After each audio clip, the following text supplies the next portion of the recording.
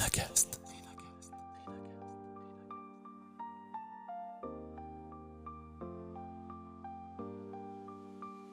La mission de l'entreprise, c'est de fournir ses clients. C'est ça la première mission.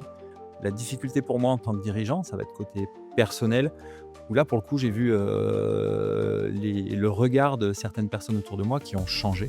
C'est-à-dire qu'en fait, quand on veut acquérir une nouvelle machine, c'est un projet, avant d'avoir la machine et de la maîtriser, à 1 an et demi des fois. Et au bout d'un moment, moi, ça me frustrait un petit peu. Et si un simple déclic pouvait changer toute votre vie? Bienvenue sur Renacast, le podcast qui explore ce moment clé où tout bascule, où l'envie de créer prend le dessus sur la peur de l'inconnu. Ici, des entrepreneurs, des audacieux, des visionnaires partagent avec vous leur histoire, leurs doutes, leurs succès, et surtout ce qui les a poussés à tout quitter pour entreprendre. Une idée qui vous trotte en tête, un projet que vous n'osez pas lancer, chaque épisode est là pour vous inspirer et peut-être déclencher votre propre déclic. Abonnez-vous dès maintenant sur votre application de podcast préférée et embarquez avec nous dans l'aventure. Regardez autour de vous. Dans vos réunions, sur LinkedIn, dans les couloirs de votre entreprise. Le monde regorge de personnes qui ne finissent jamais leurs phrases. Des managers qui s'abritent derrière des concepts flous pour éviter de perdre la moindre responsabilité. Pire, on vous répète en boucle que le collectif va sauver votre organisation. Et si tout cela n'était qu'une immense mascarade inventée pour masquer la lâcheté individuelle? Bienvenue dans Renacast. Aujourd'hui, je reçois Julien Roussier. Julien dirige Hydrastop, une industrie lourde de matériaux composites autolubrifiants. Un monde de machines, de résine, de pragmatisme brut. Il a connu la solitude glaciale du patron de PME à 3 heures du matin et puis un jour, il a eu un déclic. Il a tout plaqué pour monter sur scène, publier un livre au coup de poing et dynamiter le bullshit manager. Je vais la refaire. Bienvenue dans Renacast. Aujourd'hui, je reçois Julien Roussier. Julien dirige Hydrastop, une industrie lourde de matériaux composites autolubrifiants. Un monde de machines, de résine et de pragmatisme brut. Il a connu la solitude glaciale du patron de PME à 3 heures du matin et puis un jour, il a eu un déclic. Il a tout plaqué pour monter sur scène, publier un livre au coup de poing et dynamiter le bullshit managérial. Il est aussi un athlète d'ultra-trail habitué à courir des dizaines d'heures dans la boue et le froid. Avec lui, on va parler de l'optimisme de combat, de la fin des phrases creuses et de ce qu'il se passe dans la tête d'un leader quand le vernis craque. Bonjour Julien et bienvenue dans ton épisode de Renacast. Bonjour Nicolas et merci pour l'invitation, c'est un vrai plaisir d'être là. Merci à toi d'avoir accepté parce que j'ai regardé ton parcours, j'ai regardé tout ce que tu as fait, j'ai écouté ceux qui m'ont murmuré ton nom à mon oreille et j'ai trouvé énormément de choses qui m'inspiraient sur à peu près tous les points de ma vie, aussi bien professionnels que personnels. Et du coup, ça m'a donné vraiment envie de discuter avec toi. Et d'ailleurs, on a déjà fait une call tous les deux, un café visio. Je crois qu'il a duré 1 heure et quart. Enfin, il dure presque plus longtemps que les podcasts. Généralement, c'est visio parce qu'on apprend à se découvrir. Et tout ce que tu m'as dit m'a assez impressionné à tel point qu'il y a une de tes activités, le jour où tu m'en as parlé. Allez, on raccroche 10 minutes après, on m'a demandé si on pouvait faire un cadeau d'anniversaire à un de nos collègues fans de sport, fans d'art. Et la première chose qui m'est venue en tête, bah, c'est de donner le lien de ton activité en disant, bah, il y a pas mieux comme cadeau que ça. L'idée est juste géniale et bah, tant qu'à faire, participons-y. Alors je sais pas si le cadeau était fait, tu me diras peut-être un jour. Non, faut pas me le dire, c'est le secret des affaires. Mais j'avais trouvé l'idée hyper intéressant et bah, forcément, c'est la première chose que j'ai fait et du coup, tu vois, ça m'a vraiment motivé pour aller chercher tout ce que tu faisais, tout ce que tu avais proposé, tout ce que tu disais parce que ce qui est intéressant avec toi, c'est qu'on peut, vraiment savoir ce que tu penses parce que tu le dis, en fait. Avec des mots hyper bien choisis. Et alors moi, j'ai l'impression de te connaître beaucoup plus aujourd'hui, en tout cas mieux qu'avant. C'est peut-être pas encore le cas de tous nos auditeurs. Alors si tu veux bien, Julien, est-ce que tu peux te présenter à eux? Bien sûr, donc moi c'est Julien, je suis, auteur, conférencier et multi-entrepreneur. Ce que j'aime, c'est avoir un maximum de projets, c'est la genèse des projets. J'aime cette phase pardon, créatrice, qui me passionne, découvrir, avoir des difficultés, les surmonter et après c'est vrai que, bah, voilà, dès que ça ronronne un petit peu et ben j'ai besoin d'aller me choisir un autre projet. C'est pour ça que je suis multi-entrepreneur. Et puis d'un autre côté, ouais, tu l'as dit, fan de sport, fan d'ultra endurance et puis voilà, et puis dans la vie aussi, hein, parce que je suis marié, je suis heureux en famille avec, 5 enfants et voilà, on s'éclate. C'est pas facile tous les jours. C'est comme, multi-entrepreneur, multi-enfant, c'est pareil, hein, il y a plein de défis, mais en tout cas, on s'éclate et je trouve que c'est ça qui rend la vie aussi riche. Ouais, effectivement, c'est le alors moi, je te rejoins tellement sur, cette phase créatrice où en fait, les débuts sont euphorisants, sont, dynamisants, tu as envie de te dépasser, de trouver le meilleur de tout. Je trouve ça hyper intéressant et le parallèle que tu fais entre la vie de famille et l'entrepreneuriat, je trouve qu'il est tellement vrai, parce qu'en fait, dans tous les cas, tu entreprends. Une famille, tu entreprends une vie, personnelle, une vie professionnelle et les débuts sont toujours, chaotiques. Souviens-toi du premier enfant, ouais, on change sa couche, c'est pas simple. Souviens-toi de la première boîte, bon, ben, va falloir trouver un comptable. T C'est des choses toujours un peu compliquées, mais quand tu les as surmontées, tu en sors très souvent grandi et je suis d'accord avec toi, j'adore cette phase-là, le début de tout, les 3 premiers mois. Heu, du coup, bah, on va aller chercher justement parce que, généralement mes invités, ils ont un passif avant d'être entrepreneurs. Moi, la première question que je t'avais posée, c'est, comment tu en es venu à l'entrepreneuriat dans les tout débuts? Est-ce que c'était quelque chose qui était inné pour toi, familial ou, tu en es venu par dépit, d'une autre vie qui ne te plaisait plus? Alors non, ça m'est venu complètement, par hasard, hein, ça m'est tombé dessus comme on dit. En fait, j'étais déjà très jeune, j'avais fait des études d'ingénieur du son pour tout te dire, c'est-à-dire j'étais dans la musique. Et puis après il y a eu une opportunité en fait par des affaires de famille, d'intégrer, la société Drastop dont on parlera peut-être tout à l'heure, donc dans l'industrie, hein, tu l'as dit en introduction. Et finalement, j'en ai pris la direction, assez rapidement parce que j'avais 25 ans. Donc c'était de fil en aiguille avec des histoires de famille où je me suis retrouvé à prendre la décision, voilà, c'est maintenant. Est-ce que je dirige cette boîte ou est-ce que je continue, ma petite vie tranquille? La décision a été prise avec ma femme de pas choisir la tranquillité, pour le meilleur et pour le pire. Il y a le meilleur, il y a le pire, mais en tout cas, je regrette absolument pas, et c'était le début d'une grande aventure et malgré les difficultés et même si je suis persuadé, que je suis pas fait forcément pour être dirigeant et bah, du coup, j'ai réussi de fil en aiguille à beaucoup apprendre et ça aussi, c'est une de mes passions, c'est d'apprendre et du coup, voilà, c'était le début d'une nouvelle aventure et voilà qui continue, encore, 25 ans après et voilà, c'est que le début. C'est que le début, effectivement. C'est que le Alors début. du coup, la 1re question qui me vient et évidemment tout le monde doit te la poser, tu veux aller dans le milieu musical, et tu par, obligation, par envie, tu vas peut-être revenir dessus, tu reprends une affaire de famille. À un moment, là, de mon point de vue, c'est quand même des choses qui sont plutôt très éloignées l'une de l'autre. On a le Allez, je vais exagérer les traits, attention, vous me sautez pas dessus tout de suite. Entre le saltimbanque et le costard-cravate, il y a quand même une rupture assez phénoménale. Comment on fait le deuil de l'un pour aller, prendre l'autre? Parce que, si enfin, c'est une passion la musique. Ah oui. Enfin, on fait pas ça parce qu'on veut devenir, riche et célèbre. Alors il y en a peut-être qui pensent que c'est possible, mais, c'est pas ça d'abord. C'est d'abord la passion et comment on abandonne cette passion pour créer une entreprise ou pour reprendre une entreprise? Alors effectivement, hein, c'est en fait, au départ, j'avais aussi, un DUT, mesures physiques, donc j'étais un petit peu dans la science, j'avais une base technique, on va dire.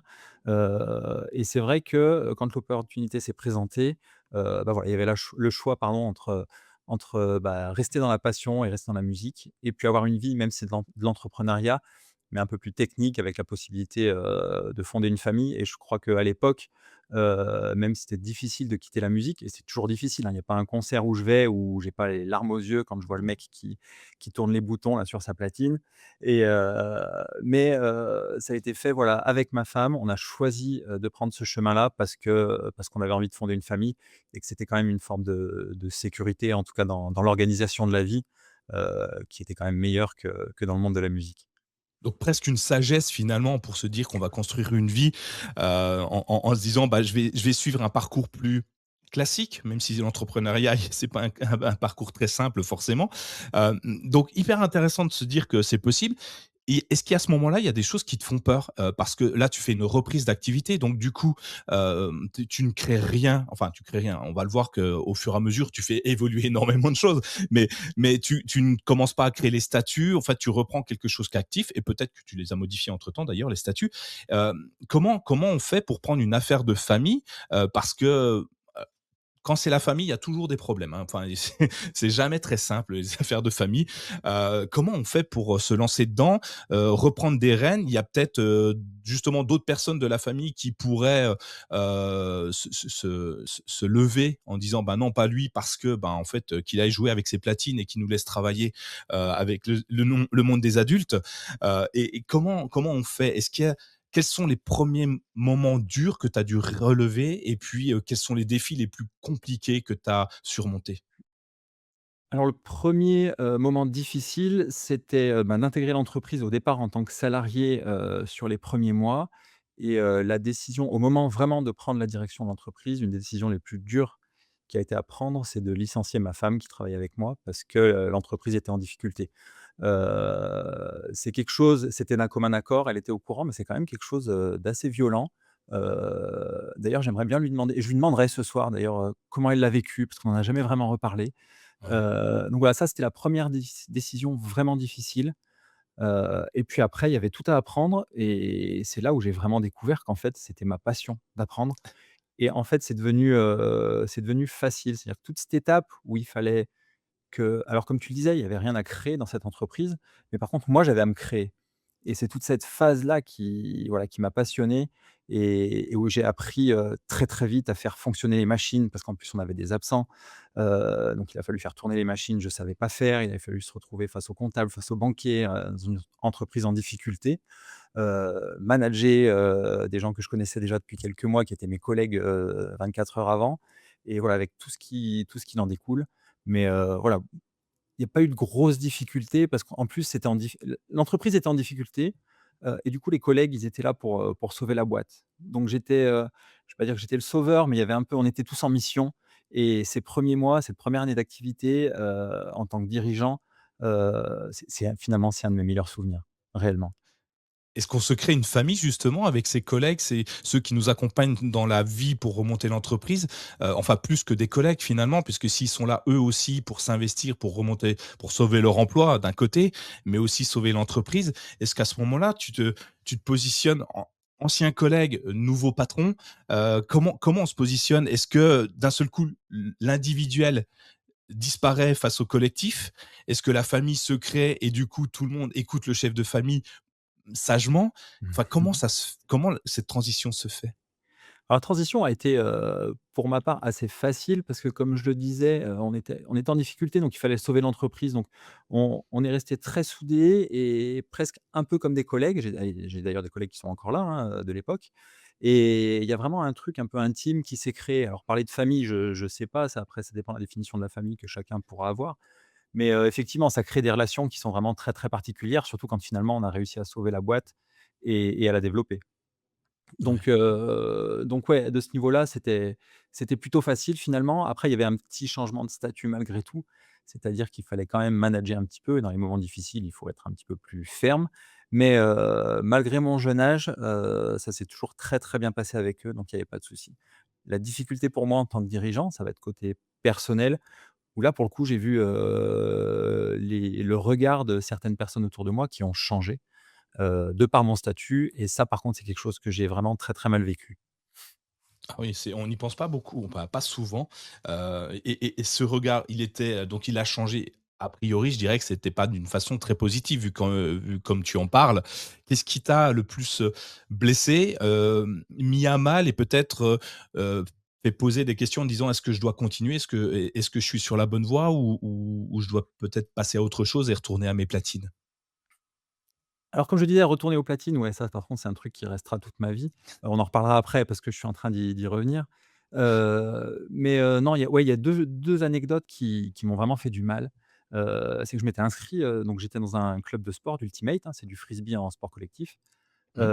Et du coup, c'était le moment des inscriptions, donc redonne-moi ton nom, prénom, date de naissance, ton métier, chef d'entreprise. Non mais ton métier, chef d'entreprise, c'est pas un métier. Et là, Et là, j'ai senti quand même qu'il y avait quelque chose qui, voilà, qui avait changé dans le statut, où j'étais plus tout à fait un des leurs, quoi. Et ça m'avait fait vraiment très, très mal. Alors c'est une petite anecdote, en soi, c'est pas très, très grave et voilà, tout je préfère préciser tout de suite tout ce que je vais dire, des choses qui m'ont fait souffrir. Après, c'est des souffrances, on a de la chance de faire ce qu'on fait, on a de la chance d'être là où on est, donc il faut aussi relativiser, hein, donc voilà, c'est juste des choses qui touchent quand même, même si on sait la chance qu'on a d'être là où on est. Deuxième petite anecdote, qui m'a fait beaucoup de mal et qui continue à faire mal parce que c'est des choses qui arrivent toujours, c'est les repas entre copains et puis, les discussions sur, sur les patrons, ils font ci, ils font ça et puis le petit: «Ah ouais, mais non, mais toi Julien, on sait que tu es différent». Mais non, en fait, et le mal est fait, c'est pas méchant, c'est gentil et Ouais. il faut le prendre avec distance, mais voilà, c'est des choses, ça touche toujours un peu parce qu'on a l'impression, d'être critiqué à tort et puis surtout de pas être tout à fait, avec eux, d'être mis un petit peu Ouais. à distance. Ça, c'est un petit peu douloureux et toujours aujourd'hui. Ouais, et tu vois, dans le conducteur, j'avais posé une question, je l'avais en ligne, un peu comme ça, mais sans vraiment l'imaginer et la penser. À quoi ressemble ton quotidien à cette époque quand la réalité, c'est la solitude du dirigeant et là, tu viens d'en parler. Solitude dans l'entreprise, potentiellement, tu peux te sentir entouré parce qu'ils sont tous là pour la même chose. On est tous là, enfin, dans la mesure où tu dois redresser l'entreprise, tout le monde sait que, tu es là pour la redresser.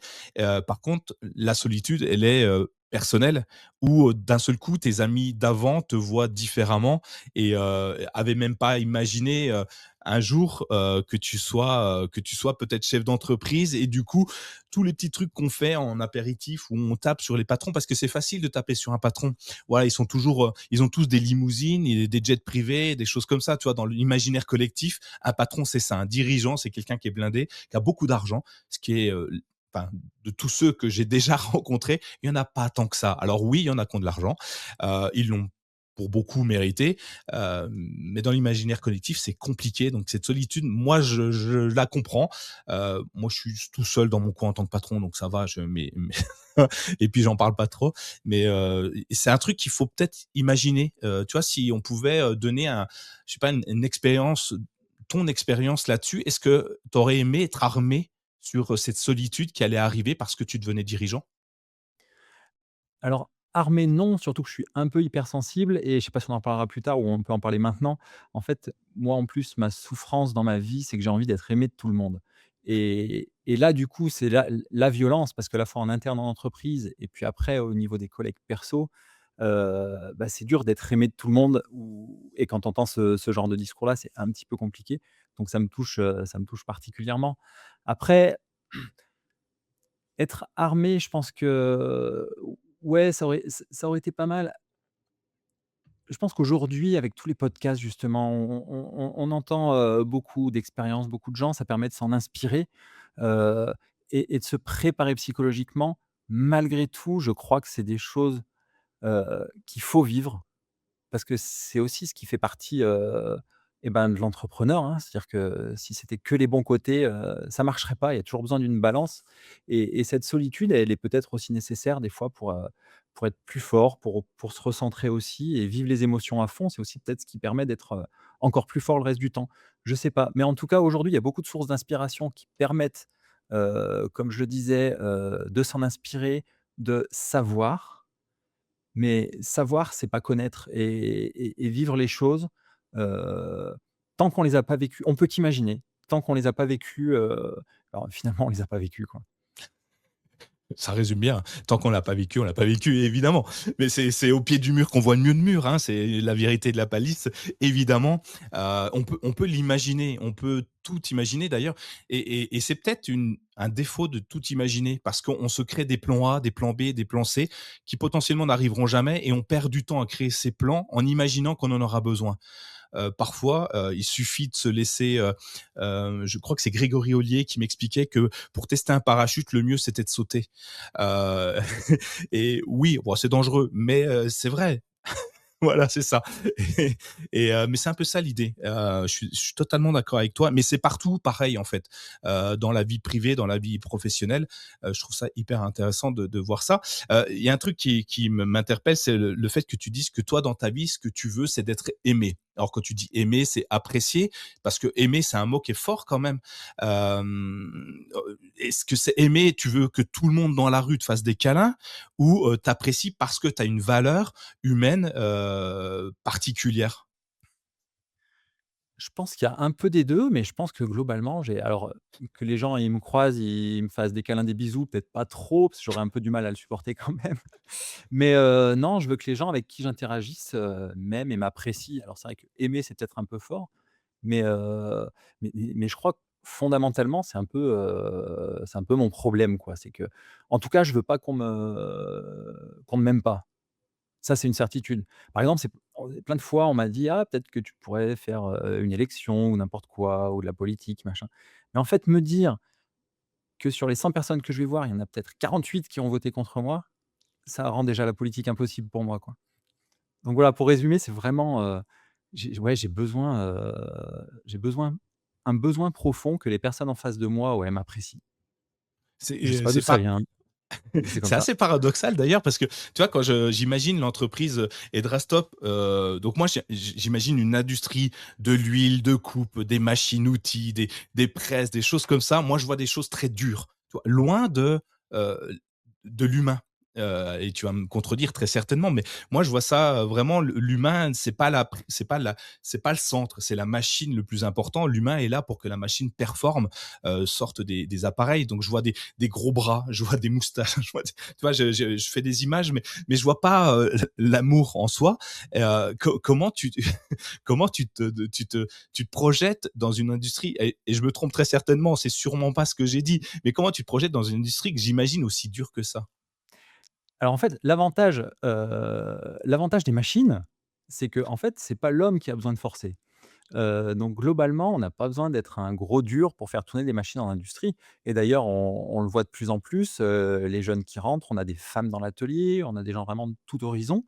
Donc c'est plus, l'usine comme on pourrait l'imaginer ou comme beaucoup de gens ont encore des a priori. Mais au contraire, c'est tout à fait vivable, des comment dire? Des conditions de travail qui sont tout à fait acceptables. C'est sûr qu'on n'est pas toujours dans des bureaux climatisés. On est dans un atelier, mais voilà, globalement, tout est là pour que ça se passe bien et le management, il est tout aussi présent et la relation humaine est tout aussi présente et l'amour, si j'ose dire le mot, le gros mot, peut y avoir toute sa place.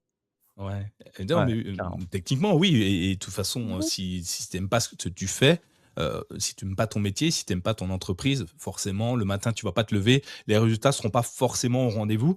On peut l'utiliser comme ça effectivement. Tu parles de management, tu parles de choses comme ça dans l'industrie. Qu'est-ce que ce milieu, parce que pour moi pareil, l'industrie c'est, il faut on avance, et tout ce qui est relations humaines, ressources humaines, c'est pas le truc le plus, ouais, c'est pas la première chose que je mettrais en avant quand je dois décrire une industrie. Pour moi, c'est un monde de machines, comme je te disais, de rentabilité très rapide. Toi, ce milieu, qu'est-ce qui t'a appris sur la nature humaine?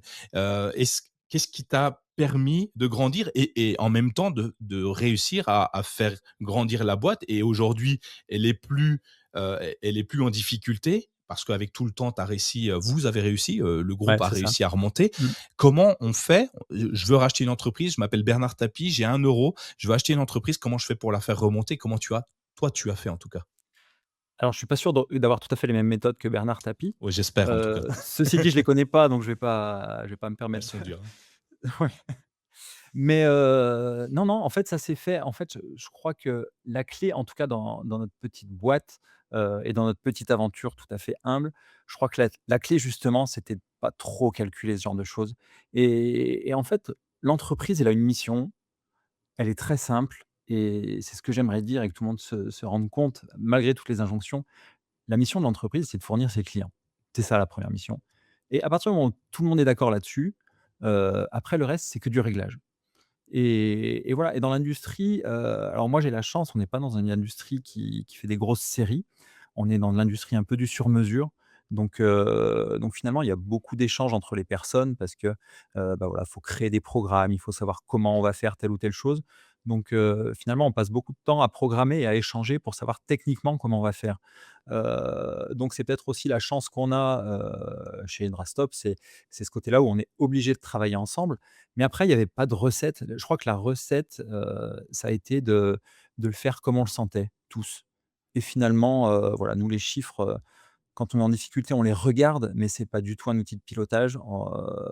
La performance, heu, pour moi, et je sais que c'est une phrase qu'on entend de temps en temps, mais qui pour moi est vraiment réelle, c'est la performance, c'est la conséquence du bon travail et d'être conscient de la mission qu'on doit délivrer, c'est-à-dire fournir notre client, quoi, finalement.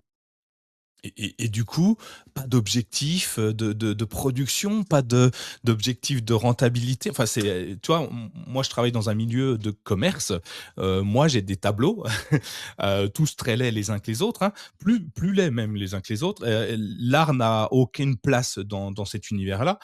Et je pilote mes équipes à travers, bien, pas bien, on pourra en discuter pendant des heures, mais je pilote mes équipes à travers de la data, et c'est cette data-là qui nous permet de performer, d'aller chercher le plus d'une année sur l'autre, parce que les coûts augmentent aussi. Il faut qu'on compense nos pertes d'un côté avec nos gains de l'autre. La vie d'entrepreneur, c'est pas simple. Et toi, tu pilotes sans ça, et ça marche, puisque aujourd'hui ça marche bien en fait. Alors ça marche bien, ceci dit, je pense que si j'étais accro aux chiffres, aujourd'hui la boîte serait certainement beaucoup, beaucoup plus rentable et aurait une valeur beaucoup plus grande. Mais à quel prix? Et finalement, moi c'est ça que j'aurais appris sur ces, 20 ans d'industrie, c'est qu'à un moment donné, il faut savoir aussi ce qu'on veut. Si on veut être riche et faire de la rentabilité, c'est possible. Dans ces cas-là, il faut utiliser les outils de la rentabilité. Et si on veut être moins riche, mais passer des bons moments globalement, être content d'aller au boulot, en tout cas c'est ma définition à moi, hein, je dis pas que c'est universel, mais en tout cas c'est ma définition, et bah, être un peu plus lâche sur, les objectifs, se contenter de faire son boulot au mieux du mieux, que chacun soit le plus performant dans le sens où chacun fait de son mieux le jour J en fonction de ce qu'il est capable de faire. Et puis normalement, économiquement, les résultats seront la conséquence de notre travail. Mais effectivement, c'est pas ce qui rend, et j'ai souvent la discussion avec mon expert comptable, c'est pas forcément, l'objectif ni du comptable, ni du banquier, ce qui est bien normal. Mais voilà, en tout cas, c'est comme ça que je fonctionne et et ça marche. En tout cas, à notre échelle, on a ce qu'on veut. Ouais, non, mais c'est intéressant de se dire que, la finalité n'est pas la même pour tout le monde. Tu le dis très bien, il y en a, c'est la fortune qu'on vise, d'autres, c'est la sérénité, c'est un état d'esprit, et en fait, peut-être se définir. Est-ce que tu avais cet état d'esprit d'ailleurs tout au début quand tu as pris, les clés, de la boîte? Est-ce que tu étais déjà parti comme ça, ou ça a évolué avec le temps? En vieillissant, on s'assagit un peu? Ouais, on s'assagit un peu, mais non, moi, les chiffres, je les ai jamais regardés. Au début, on était en difficulté, mais en fait, on était tellement dans le dur, on savait pas maîtriser toutes les machines. Comme je disais tout à l'heure, il y avait des gens qui étaient absents. Donc en fait, dès le départ où je suis arrivé, c'était: on fabrique, on fait ce qui est demandé et on livre et on facture. Et au fur et à mesure, ça rentrera et on s'en sortira. Et du coup, en fait, je suis resté complètement là-dessus et vu que ça a fonctionné, bah, tant mieux, du coup, on est resté là-dessus. Peut-être que si on n'avait pas réussi à ce moment-là, certainement que les outils de pilotage auraient été bien différents pour moi, hein. Je dis pas qu'il faut pas Mmh. s'en servir. C'est juste que nous, dans notre histoire, on a réussi à fonctionner comme ça et du coup, c'est quelque chose qui nous va bien. Bon, ça effectivement, ça marche, donc continuons comme ça, très bien. Heu, du coup, tu t'éclates un peu quand même dedans, enfin, tu as la tête dans le guidon peut-être, je sais pas si on s'éclate, est-ce qu'à ce moment-là, on n'est pas à fond, et puis que finalement on voit pas, on a des œillères et puis on n'arrive pas à aller ailleurs, donc par défaut, on s'éclate à l'endroit où on est. Mais tu l'as dit en intro, tu es multi-entrepreneur, à un moment donné, ça t'a pas suffi, ou tu as eu envie d'autre chose, complètement, pour pouvoir, t'épanouir différemment? C'est toujours multifactoriel, hein, de toute façon la vie, il y a jamais qu'une seule raison. Mais effectivement l'industrie au bout d'un moment, ce qui me manquait, c'était un petit peu de comment dire? Pas d'énergie, mais de rapidité et d'exécution. C'est-à-dire qu'en fait, quand on veut, acquérir une nouvelle machine, c'est un projet, avant d'avoir la machine et de la maîtriser, à 1 an et demi des fois. Et au bout d'un moment, moi, ça me frustrait un petit peu, d'avoir cette latence en fait entre, la prise de décision, l'envie que ça avance, l'envie de faire quelque chose de nouveau et finalement le résultat et la capacité de le faire qui arrive, 1 an et demi plus tard, ça c'est quelque chose qui commençait à me frustrer. Et puis après, on a eu des soucis, de fournisseurs, un fournisseur très important de matières premières qui nous a plantés, et du coup, il nous a dit: «Bah, c'est la dernière fois que je vous produis». Donc la matière première, c'est ce qui nous permet en fait de livrer tous nos clients, hein, donc Ouais. et il nous a livré et il a dit: «Je peux plus le faire, c'est terminé». Donc en gros, on a 70 de notre chiffre d'affaires qui dépend de ça. Donc je me retrouve à faire le tour de l'Europe pour trouver, des fournisseurs, donc période un peu compliquée, mais très challengeante, très très agréable d'une certaine manière. Mais une fois que j'ai trouvé les fournisseurs, qu'on a trouvé nos solutions, on a pris 6 mois pour les trouver, je me suis effondré de fatigue et le fait de me rendre compte qu'en fait sur un coup de fil, ma boîte pouvait fermer, je me suis dit: «Waouh, c'est chaud». Et du coup, ouais, comme je te disais, je me suis un petit peu effondré. Ça a été une période très, très compliquée, peut-être qu'on y reviendra après et c'est là où j'ai eu la lucidité, le déclic, si tu veux qu'on parle de déclic. C'est le moment où je me suis dit: «En fait, je suis plus la bonne personne pour diriger la boîte. J'ai plus l'énergie» et devant la glace, tu te dis: «Mon gars, là, c'est plus toi» et après s'en suivra, bah, tout le reste, quoi. C'est dur, bah, on peut en parler tout de suite. Tu t'es effondré, et quand on s'effondre, et que derrière tu es le capitaine du bateau. Tu vois? Si tu Ouais. quittes la barre, t'effondrer toi, c'est mettre en péril la quasi-totalité de l'entreprise. Hem, Comment on fait? Qu'est-ce qui fait que tu t'effondres? C'est ce trop plein, de travail, de recherche, de poids qui pèse sur tes épaules? Ou c'est, encore comme je disais tout à l'heure, tu vois, l'imaginaire qui vient, brusquer tes neurones en disant: «Bah, si tu fais pas ça, il va y avoir tel problème» et tu emmagasines des problèmes qui sont peut-être pas encore là, mais tu imagines qu'ils vont arriver et qui te font du mal. Comment qu'est-ce qui se passe et comment on se relève de ça?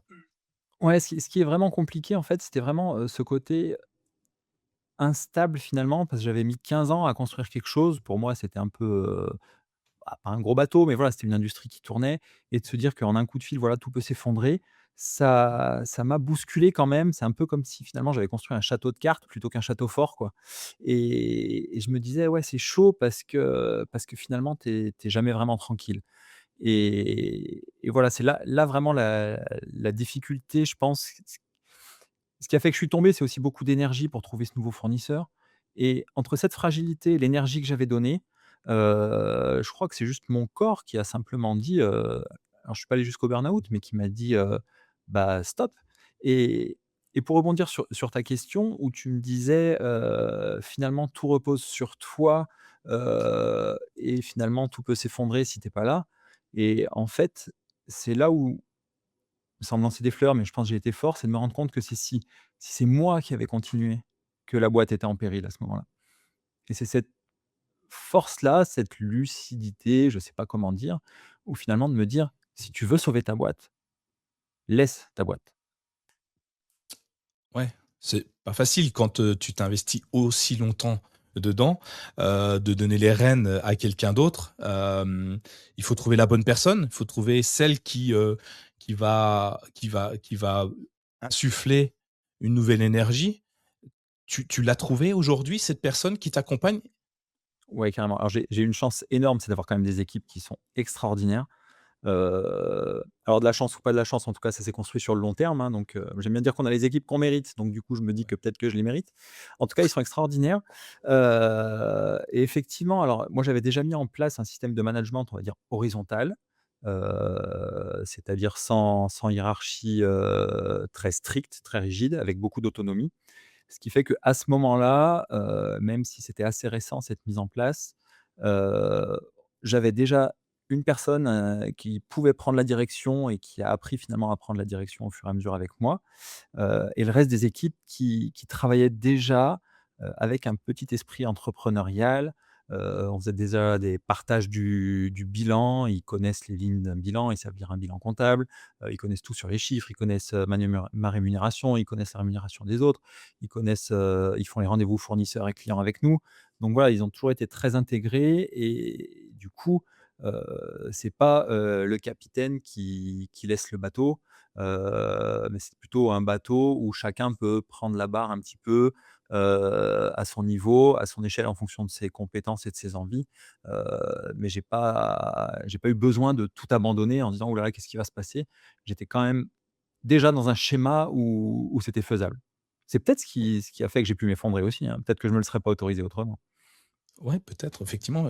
Le management horizontal, je trouve ça assez génial. Est-ce que c'est possible de mettre ça en place partout, dans toutes les structures? J'en ai aucune idée, mais je trouve ça, hyper intéressant.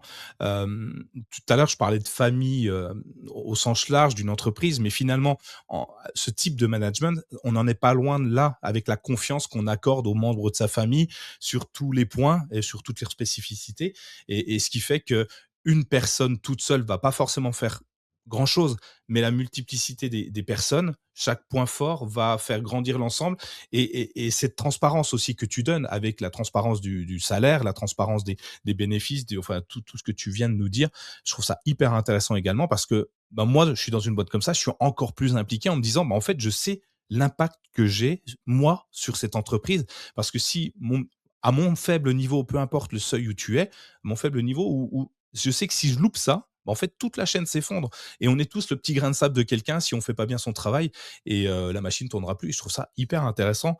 Je sais pas si on peut l'appliquer partout par contre.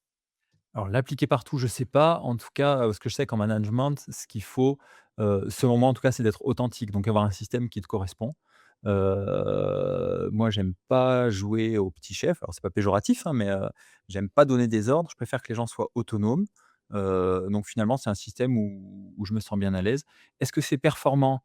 Heu, J'en sais rien. Encore une fois, je saurais pas te dire si on gagne plus d'argent en faisant comme ça ou pas, mais en tout cas, on a des équipes qui sont autonomes, qui connaissent l'entreprise, et qui sont alors nous, on s'appelle pas, je sais pas si tu as déjà entendu parler de l'entreprise libérée ou les choses comme ça, pour expliquer ça.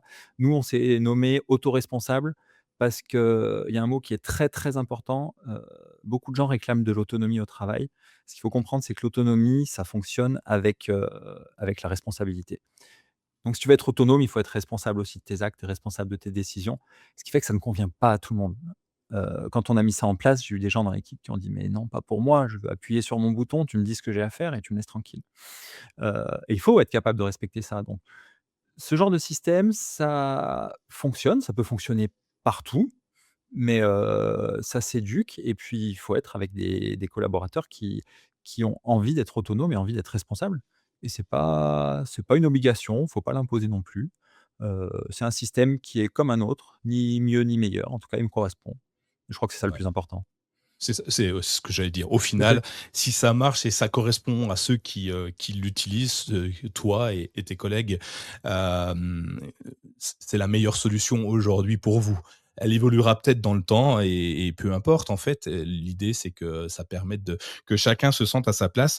J'aime beaucoup l'idée. Moi je manage, comme ça en toute transparence avec, beaucoup d'autonomie et de responsabilité également où, j'ai pas enfin si chacun s'investit, si chacun a envie de s'investir, bah, forcément ça aide beaucoup plus et je suis plus serein moi, tu vois? Quand je pars en vacances en me disant que tous sont responsables, finalement je dors mieux et je vais mieux en vacances et même les équipes en fait, elles se sentent bien parce que même quand elles partent, elles savent qu'il y a d'autres personnes qui vont continuer à faire les travaux qu'ils faisaient, à avancer sur leur projet et moi je trouve ça Exactement. bien.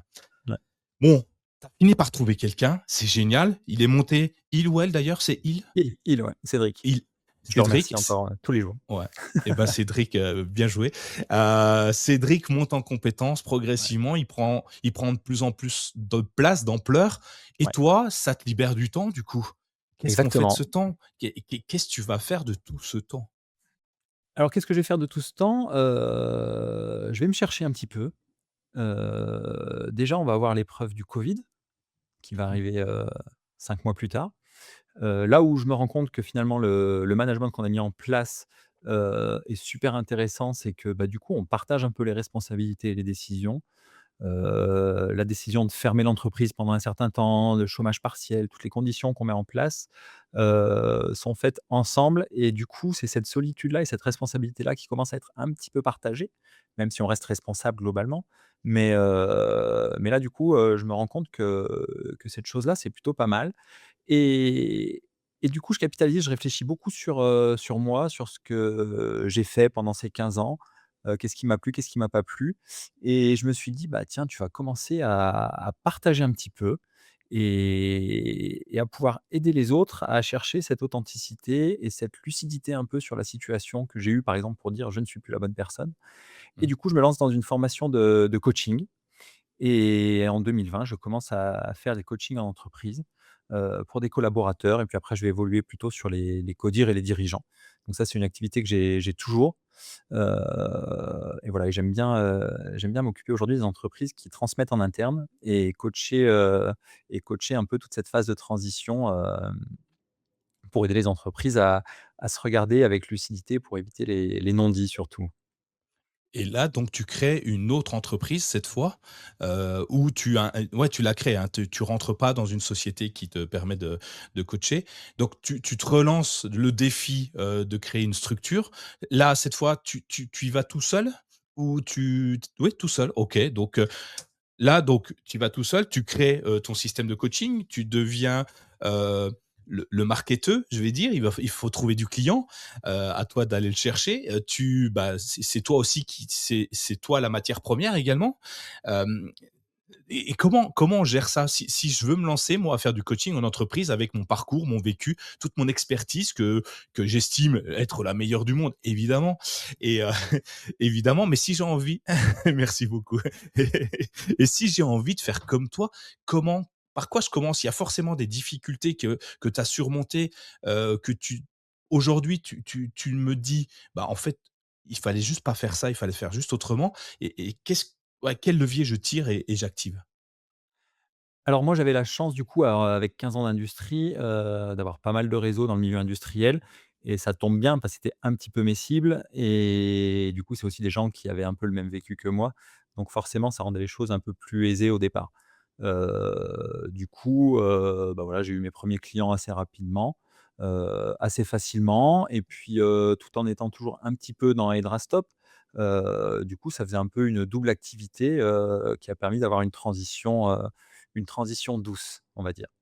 Donc voilà, je développe cette activité de coaching, un petit peu de formation aussi, parce que ça va souvent avec et puis ça permet de se nourrir aussi, hein et voilà et du coup je développe ça et puis j'arrive à un équilibre à peu près, j'allais dire de 50-50 et c'est à ce moment-là que je me suis dit, «Bah, tiens, toi qui arrêtes pas de réfléchir, de te poser des questions et de faire poser les questions aux gens», parce que le coaching, c'est pas dire aux gens ce qu'ils vont faire, hein, c'est plutôt leur faire se poser les bonnes questions et je me suis dit: «Bah, tiens, si tu écrivais un petit bouquin, là-dessus» et qui finalement s'est transformé en un petit bouquin d'autothérapie, je pense comme beaucoup de monde, heu et voilà et dans lequel je me suis bien régalé à écrire. C'était vraiment un projet passionnant.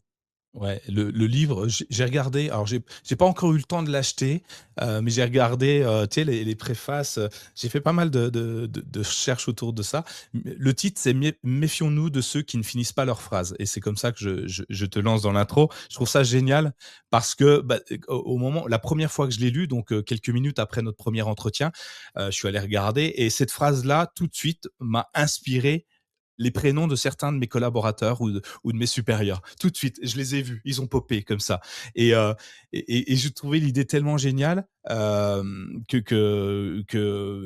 j'ai commencé à imaginer ce que c'était, ce qu'il y avait dans le livre. Qui sont ces gens? Pourquoi, ils ont une certaine, lâcheté sémantique qui coûte super cher aux entreprises en plus, et qui peuvent coûter des projets entiers aux indépendants. Pourquoi ce titre? Est-ce que tu as commencé, le livre par le titre ou le titre est venu une fois que tu avais terminé ton dernier chapitre, que tu avais posé le point final et tu t'es dit: «C'est une évidence, c'est celui-ci» ou alors c'est ton auditeur, si tu es un éditeur, qui t'a imposé le titre en disant: «Ouais, bah, c'est évident, c'est celui-ci»? En fait, pour rien te cacher, ce titre-là, je savais même pas que ça serait un titre d'un livre. C'est une phrase, que je m'étais dite il y a déjà très, très longtemps, en fait. C'est une petite dédicace personnelle, heu, pour les gens qui ne finissent pas leurs phrases, qui te donnent des ordres avec les yeux et je trouve ça insupportable pour 2 raisons. Un, parce que c'est se donner beaucoup d'importance et 2 et ça aide pas, en fait, quand on nous fait pas une vraie demande, en fait, c'est tout simple. C'est-à-dire qu'une demande, c'est une demande et en fait, on peut pas accéder à une demande si enfin, on peut pas apporter une réponse ou un conseil si on n'a pas une question. Et en fait, c'est de là que c'est venu, en fait, c'est cette interrogation sur, bah, voilà, toutes ces situations où on fait pas une demande claire et explicite. Pourtant, c'est pas compliqué et je dois faire exactement la même chose, hein, il y a pas de sujet. Mais voilà et je trouve que ça coûte très cher en entreprise, le fait de pas oser poser une question, donner un ordre, faire une critique, constructive. Et c'est tous ces non-dits, c'est ce que j'appelle ces phrases qui se finissent pas, quoi et qui créent beaucoup de dissonance, beaucoup de doutes et qui fait que des fois les gens, ils répondent à côté, mais en fait, tout simplement parce qu'on leur avait pas posé la question, quoi. Ouais. Ça m'a fait, ça me fait penser à des personnalités comme, alors je m'égare peut-être et tu me remettras sur le droit chemin, j'ai pas de problème là-dessus. Un livre, enfin un auteur, George Orwell, qui a créé les novlangues les néolangues, qui crée des mots qui n'existent pas, qui enlèvent la substance, du mot, pour empêcher la pensée critique, tu vois? Le fait de ne pas aller au bout, ben, finalement, ça te permet de maîtriser l'esprit et de de faire en sorte que les gens aillent dans le sens que toi, tu en as envie ou pas des fois d'ailleurs, s'ils le font pas et un autre en tête, moins connu, non, très connu, c'est, Albert Camus, qui disait que mal nommer les choses, c'était ajouter, attendez, pas que je la fasse mal parce qu'elle était bien cette phrase.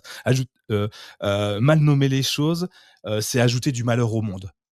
Et le fait de pas finir sa phrase finalement, c'est exact enfin, je le prends comme ça, c'est exactement ça finalement. Ouais, c'est ça et ce qui me fait, ce qui me quand je t'écoute là, ça me fait vraiment penser à un truc que j'aborde aussi dans le livre. C'est ce côté de nuance quoi, qu'on a perdu, alors qu'on a eu une langue qui est ultra riche et alors là, c'est ma femme qui me déteste par rapport à ça, mais je suis très à cheval sur les mots. C'est-à-dire quand je dis quelque chose, je dis un mot, c'est pas pour un autre, donc j'aime pas cette interprétation-là.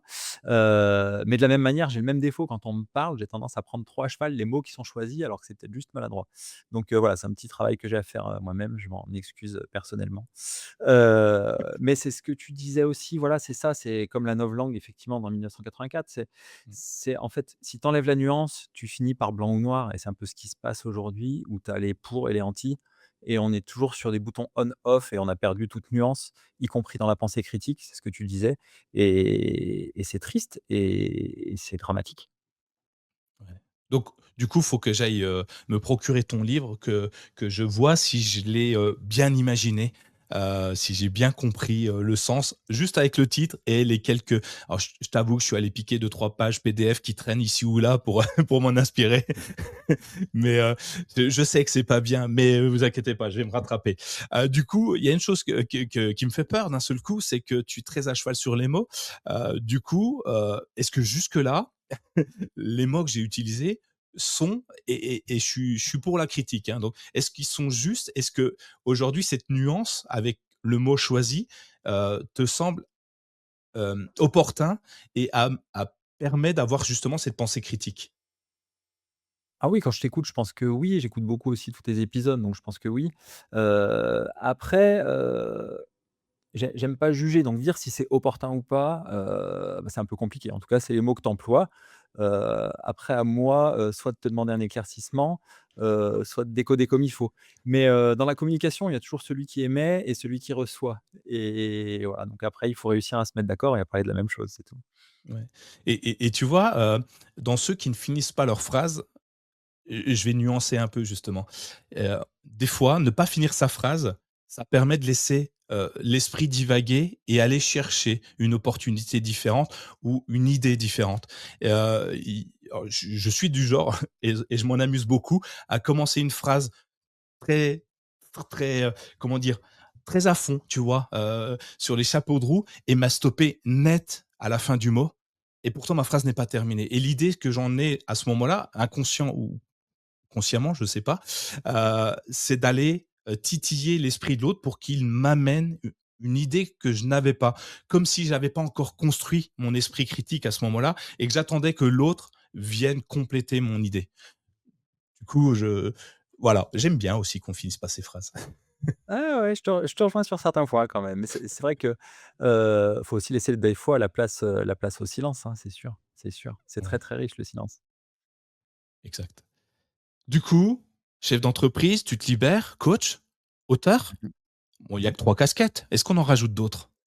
Allez, on en rajoute d'autres. 2023, j'ai un déjeuner avec un collègue que je connais bien, et qui gère des magasins d'équipements de course à pied, terre de running et qui me dit: «J'aimerais ouvrir un magasin, à Andrézieux», donc c'est une ville, à côté de chez moi.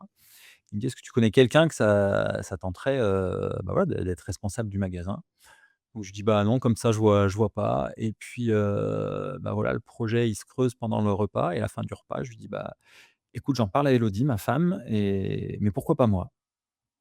Voilà et 6 mois après, bah, on avait ouvert le magasin et c'était parti pour une nouvelle aventure dans le commerce que je connaissais pas et aventure dans laquelle, vraiment je me suis éclaté parce que, bah, j'ai beaucoup appris, encore une fois.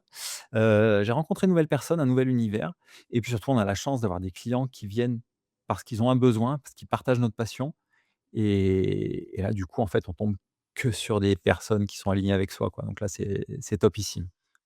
Donc là, tu quittes la cravate pour mettre le polo et tu te retrouves sur le terrain, directement face à ton client, enfin tes clients.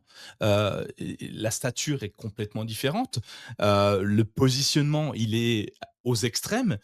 Comment on le vit? Parce que pour certains, alors toi, tu as quand même beaucoup de choses derrière, mais pour certains, repasser derrière la caisse enregistreuse est plutôt une marque de déception, de manque de réussite, tu vois? Et Ouais. c'est assez difficile, et la société nous dit que faire ça, c'est pas bien. Enfin, Ouais, c il y a je suis pas beaucoup de gens d'accord, ouais. mais Ouais, ouais, il y a beaucoup de gens qui m'ont dit ça: «Mais qu'est-ce que tu vas t'embêter à faire du commerce, quoi, alors que tu avais une vie de rêve?» en gros. Je leur dis: «Bah, j'en sais rien, en fait, c'est je sais pas, j'avais envie, c'était cool». Et puis voilà, c'est un nouveau projet, on apprend. Après, j'étais côté entrepreneur, hein, je suis actionnaire du magasin, donc voilà, il y a plein de choses à découvrir. Alors effectivement, voilà, chose un petit peu difficile, que ce soit pour moi ou familialement, c'est de bosser les samedis. Quand, voilà, quand ça fait 20 ans que, bah, qu'en gros l'entreprise elle ferme vendredi midi, même si tu bosses le vendredi après, mais toujours un peu le week-end, mais c'est pas pareil que d'être d'astreinte, on va dire tous les samedis. Mais voilà, non, non, c'était une nouvelle aventure, mais effectivement, j'ai eu beaucoup cette réflexion-là de: «Qu'est-ce que tu vas t'embêter avec ça?» Mais pourquoi pas, quoi? Si j'ai envie de voir des clients différents tous les jours, si j'ai envie de m'éclater, heu quand on reste une demi-heure au moins avec un client pour lui choisir sa paire de chaussures et on est en mode un peu théâtral, on en rajoute, on fait des blagues, enfin, c'est quelque chose de tellement différent et tellement humain et rigolo que voilà, ouais, il y avait pas de sujet. C'était vraiment, un un beau choix, vraiment un très, très beau choix. et du coup, vous créez la structure, le premier magasin, c'est ça? Il part d'une idée sur un bout de table, sur une nappe en papier, j'imagine que vous la griffonnez, ou il avait déjà une structure en place et tu viens l'accompagner? Alors non, en fait, ouais, Terre de Running, c'est une affiliation, c'est une enseigne qui a plusieurs magasins, hein, en France, une cinquantaine. Donc du coup, voilà, en fait, mon collègue avait déjà 2 magasins et le but, c'était d'arriver à 5-6 en tout pour pouvoir avoir une structuration qui permettait de limiter aussi les coûts et de structurer un peu mieux et de s'amuser un peu plus avec la synergie entre différents magasins. Donc lui, il voulait ouvrir son troisième magasin, mais pas tout seul et c'est pour ça que, bah, finalement, on a fait l'aventure ensemble, voilà et depuis, on a racheté un magasin qui était en difficulté et puis, récemment, on en a ouvert, du coup, un cinquième. Donc voilà, l'objectif est rempli, case cochée. Du coup, si je suis si je suis ton raisonnement, ça y est, on est arrivé au bout. Prochaine étape, on fait quoi d'autre? Puisque, Et voilà. on s'ennuie au bout d'un moment. Exactement, alors non, l'avantage du commerce, c'est qu'on s'ennuie pas vraiment quand même parce qu'il Ouais, y a quand c'est même sûr. toujours des choses à faire, des nouveaux fournisseurs, des clients qui viennent, donc c'est très, très dynamique, mais effectivement la phase exploratoire pardon, que j'aime tant, commence un petit peu à comment dire? À s'amenuire quoi, hein. Donc du coup, bah, avec mon collègue, mon alternant Mathias, que je salue, qui est alternant chez moi donc dans le magasin de running Et du coup, on échange beaucoup parce que pareil, il a un esprit très entrepreneurial, malgré son jeune âge. Et enfin, malgré son jeune âge, je dis malgré, mais rien à voir en fait, on peut avoir un jeune âge et complètement entrepreneur. On oublie, c'est pas grave. Du coup, on discute ensemble et puis moi, je l'évoquais au début, hein, il y a ce côté artiste et musical, que j'ai dans mon ADN depuis le départ. J'avais trouvé ma voie, hein, j'avais trouvé mon métier au début, hein, il y a pas de souci là-dessus et en fait, je m'étais toujours dit: «De toute façon, quoi qu'il arrive, tu reviendras dans la musique un jour ou l'autre. Tu finiras ta carrière dans la musique». Donc du coup, là, on va pas parler de musique, on va parler d'art au sens large et je me dis: «Comment on peut faire pour mélanger tout ça?» Et du coup, je sais pas pourquoi, en discutant, on a l'idée, de se dire: «En fait, on va faire venir le monde de l'art, dans la course à pied et pouvoir démocratiser un peu, l'art». Parce que l'art, on a l'impression que c'est que de l'élite et tout, alors qu'en fait, on en croise de partout, quoi. Il y a de l'art absolument de partout, n'importe quel livre, c'est un art, n'importe quel film, c'est de l'art, n'importe quelle, toile, graphisme, n'importe où, c'est de l'art et je voulais qu'on démocratise ça, que les gens se rendent compte de ça et du coup, on a inventé notre mantra qui est, la connexion corps-esprit, en connectant, basiquement, on va dire, le sport et l'art.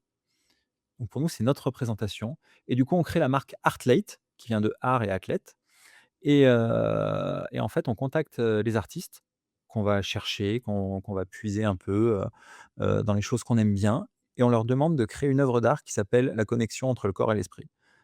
La différence par rapport à ce qui existe déjà, c'est que l'artiste, il va pas créer un t-shirt, il va créer son œuvre comme d'hab, avec son art, sa façon de voir les choses, sa façon de voir la connexion corps et esprit et après c'est nous, en deuxième temps, une fois qu'on a l'œuvre, où il aura carte blanche, hein, on dira pas: «C'est beau, c'est pas beau, je veux que tu la fasses comme ça». Non, non, il fait ce qu'il veut et nous après on s'occupe de la mettre en tenue et de la vendre, de façon, collector, on va dire à nos clients et ce qui permet d'avoir des tenues qui sont, ma foi, très originales, très clivantes parce que, bah, voilà, l'art c'est aussi fait pour faire réfléchir et faire réagir. Tout le monde ne les portera pas, mais en tout cas, le message qu'on veut faire passer, est très, très fort et est très, très entendu et a beaucoup d'écho quand on en parle, de faire porter justement cette mission artistique à nos tenues de running et là, c'est l'éclate totale. Et du coup, tu ouvres un magasin, physique en plus ou tu viens l'incorporer dans celui que tu as déjà? Ou peut-être même juste une plateforme en ligne qui peut marcher très bien également? C'est ça, donc c'est plateforme en ligne, essentiellement. Après, on le met pas dans tous les magasins du réseau, mais effectivement, on les met en magasin, sur nos magasins, sur nos 5 magasins. Le principe étant, surtout d'avoir les retours clients. Voilà, on a besoin de retours sur ce qu'on propose, que ce soit en termes de tarifs, en termes d'esthétique, en termes d'offres en général et après le gros levier, ça va être l'offre aux entreprises directement, parce qu'il va y avoir une appétence un peu plus proche et le but, c'est de passer par le dirigeant pour développer l'art à l'intérieur des entreprises. Donc là, c'est Oui, notre gros levier de développement finalement. effectivement, intéressant comme challenge, de d'aller, amener l'art dans les entreprises. Mais ce qui est intéressant également, c'est que aujourd'hui, les grosses structures, s'articulent autour de l'art également, en font entrer le monde du spectacle à l'intérieur parce que comme tu le dis, le commerce, on fait un peu du show, c'est un peu différent. Il y a beaucoup d'entreprises qui vendent dans le monde, c'est beaucoup ça et ils ont besoin de cet esprit créatif pour innover. J'en parlais encore ce matin, rien à voir, mais sur comment créer une publicité finalement, quels étaient les codes qu'on pouvait casser aujourd'hui pour que cette publicité marque les esprits et pas forcément parler de sa propre marque. Enfin, bref, on était parti dans un délire complet autour d'un produit et on s'était dit que finalement, il y a des moyens de casser un produit et mettre en avant des valeurs euh, de manière artistique finalement. Donc tu vois, je trouve ça hyper intéressant. Je vous vois bien au 8e étage d'une tour à Paris avec tous des polos avec des artistes dessus, un peu street art, etc., etc. Au lieu des costards cravates. Je trouve ça, ce serait hyper amusant. Je vois bien la pub se dessiner devant moi là, où le grand patron d'une banque est en t-shirt, tu vois. C'est marrant. Ouais, ouais, Euh, c'est très mais bon, rigolo on que tu va. dises 8e étage parce que le 8 c'est notre chiffre en fait, dans Artlate, Et, donc c'est très rigolo. 8, c'est l'infini, non? C'est quoi? Ça Exactement, exactement. La connexion donc infinie entre le corps et l'esprit. Ouais, tout à fait. Je remettrai d'ailleurs le lien, je remettrai tous les liens de toute façon dans les notes de l'émission comme prévu, pour qu'on aille, que pour que tout le monde puisse jeter un œil, à ce que vous produisez et puis si, ça fait kiffer, quelques personnes, qui viennent échanger avec toi, avec vous, avec ton nouveau, alors c'est plus ton alternant du coup puisqu'il Beh, est il est asso alternant sur le magasin et associé sur Artlate, ouais, sur notre, marque de vêtements, ouais. c'est génial. Donc du coup, ouais, c'est moi je trouve ça hyper intéressant parce que c'est quand même très, très rare qu'un alternant devienne associé, dans le même temps. Avec son patron du jour, en fait, son patron d'alternance, son tuteur peut-être même, deviennent associés et ça, c'est un signal hyper intéressant à donner aux étudiants là qui sont alternants puis qui parfois s'ennuient à l'école en disant: «Waouh, ça sert à rien». Finalement, on crée un réseau, on crée un contact et puis si, autour de nous, on a des oreilles attentives, un esprit ouvert, potentiellement ça peut aller plus loin et là c'est effectivement je reprendrai comme exemple toute ma vie maintenant, le fait de pouvoir le faire, je trouve ça très, très intéressant. Est-ce que tout le monde le fait? Je ne sais pas, mais on n'attend pas le poids des années pour avoir de la qualité. En l'occurrence, il le montre bien. J'ai enregistré il y a pas longtemps, un épisode qui n'est pas encore enfin qui sera diffusé au moment où tu es là. À 21 ans, il en est à sa quatrième boîte, par exemple et il a commencé, donc l'âge n'est pas important. J'avais enregistré avec Hugo Beaumont, pareil, 21 ans, plusieurs boîtes à son effectif et toutes ont été créées, de toutes pièces, tu vois? Du point A au point B, c'est eux qui l'ont fait et je trouve ça hyper intéressant. Donc beaucoup de choses, tu Ouais. comprends pourquoi j'ai D'ailleurs mis beaucoup de temps à faire ton conducteur? Ouais, ouais, carrément, carrément. D'ailleurs, je précise, si tu veux, on va pouvoir faire dans le lien, il y aura un code promo pour tes auditeurs, comme ça, ils pourront profiter aussi de la démarche et venir découvrir ça avec un petit 20 de remise sur le site. Eh ben, écoute, parfait, je le mettrai en avant. On est prêt à vous dévaliser, préparez-vous. Enfin, je sais pas, mais en tout cas, préparez-vous. Mais merci beaucoup. Merci pour tout le monde. En tout cas, c'est super sympa de ta part, de votre part, puisque j'imagine, c'est une décision collective, heu, collégiale. Il y a une autre partie, qu'on n'a pas abordée forcément, parce qu'en fait, tu crées là ouais, si, tiens, on va pour cette entreprise-là, comment tu fais? Tu crées une micro-entreprise? Tu crées une URL? Tu crées une SARL? Qu'est-ce qu'on fait quand on veut mêler l'artiste et le sport? On veut créer, une marque, de vêtements, un produit.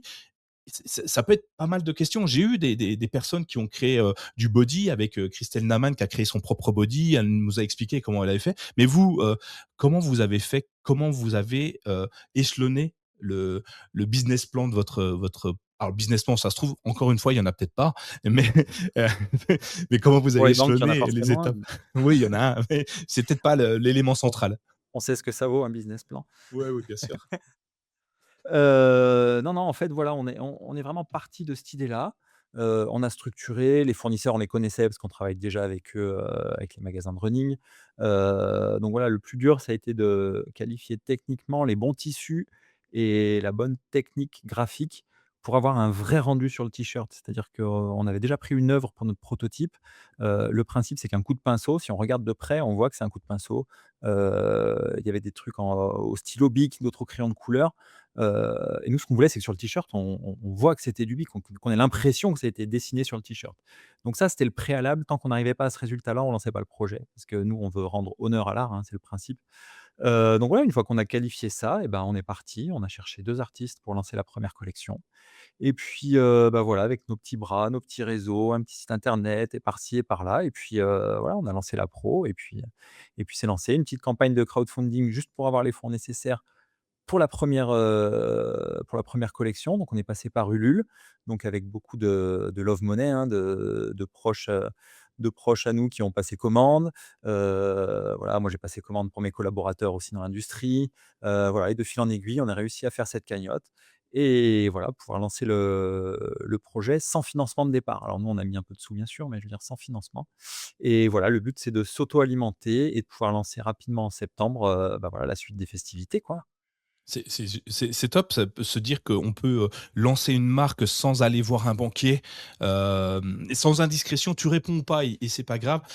Tu dis que tu as quand même un peu financé au départ. Il y a besoin de financer beaucoup, parce qu'en fait, tu as pas la machine-outil, de ce que je comprends. Si te le c'est toi qui produis, qui imprime ou tu passes par une société, Non, on a des fournisseurs, hein, nous on n'imprime rien du tout.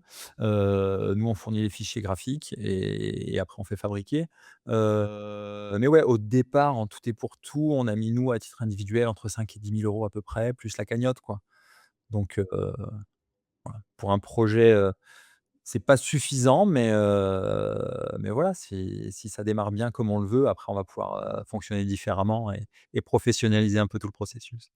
Et le crowdfunding, c'était quelque chose d'important, au niveau financier ou plutôt dans, l'appétence que les gens avaient pour, un produit de cette qualité, un produit un peu disruptif, différent de ce qu'on trouve dans le marché? Et bah, tu vois, c'est rigolo que tu en parles, c'est vraiment les 2. Vraiment, c'était voir si on pouvait rencontrer notre public, commencer aussi à se mettre le pied à l'étrier parce qu'on aurait pu passer 3 ans à attendre le bon moment. Donc une fois qu'on a lancé la campagne, il fallait y aller. Heu, donc il y avait aussi ce côté-là et puis voilà et puis on avait besoin de financement. On avait toujours dit au départ que ce projet-là artistique, on n'allait pas y mettre beaucoup d'argent, qu'on allait y mettre beaucoup d'énergie, mais qu'il fallait qu'on arrive à trouver un système, d'autofinancement. Parce qu'avec la création des autres magasins et tout, bon, on n'est pas comme on le disait au début, on n'est pas forcément riche. Donc il fallait qu'on utilise un peu d'huile de coude, un peu plus que sur d'autres projets, quoi. Non, c'est le fait d'avoir, moi, le système de crowdfunding, je trouve ça assez intéressant, voire très, très intéressant pour justement, tester son produit à une échelle très rapide parce qu'il y a quand même une belle portée sur ces produits-là. Heu, Après, il faut quand même amener les gens à au moins regarder le crowdfunding. Comment on amène les gens à aller sur Ulule? Est-ce que vous faites une campagne marketing? Vous appelez des influenceurs? Vous taguez les rues, de votre ville avec la marque? Enfin, il y a bien un moment, enfin, OK, la love money, comme tu disais, c'est nos proches au départ, mais il y a pas que, parce que s'il y avait que, je suis pas sûr qu'on puisse aller, au bout d'un rêve ou d'un projet. Est-ce que vous avez, je sais pas, fait un partenariat avec un sportif et un artiste que vous avez mis dans une pièce ensemble et qui sont, je sais pas, ils ont fait un combat, skate et pinceau, tu vois? C'est peut-être votre prochain événement. C'est ça, c'est ça. Ouais, ouais, alors en fait, là, tout ce que tu viens de dire, c'est plutôt prévu pour après. On est en train d'y OK. travailler dessus. Non, non, au départ, c'était vraiment, voilà, sur les réseaux, LinkedIn, voilà, on a des petites communautés chacun, donc on a pu, développer ce côté-là, nos réseaux professionnels, nos réseaux personnels et ça a suffi par rapport à la cagnotte qu'on ambitionnait. Donc voilà, le but, c'est de commencer à créer aussi, bah, nos pages réseau, un peu de contenu pour, maintenant qu'on va lancer la deuxième collection, être, plus structuré et là, effectivement, on est en train de développer les partenariats avec des influenceurs. On fait beaucoup de partenariats avec des courses de sport aussi où voilà, on offre, sur les podiums, on a de la visibilité, on sponsorise les courses et ça permet, justement d'apporter l'art dans la course à pied et c'est ce qu'on est en train d'arriver à faire. Donc on est super content.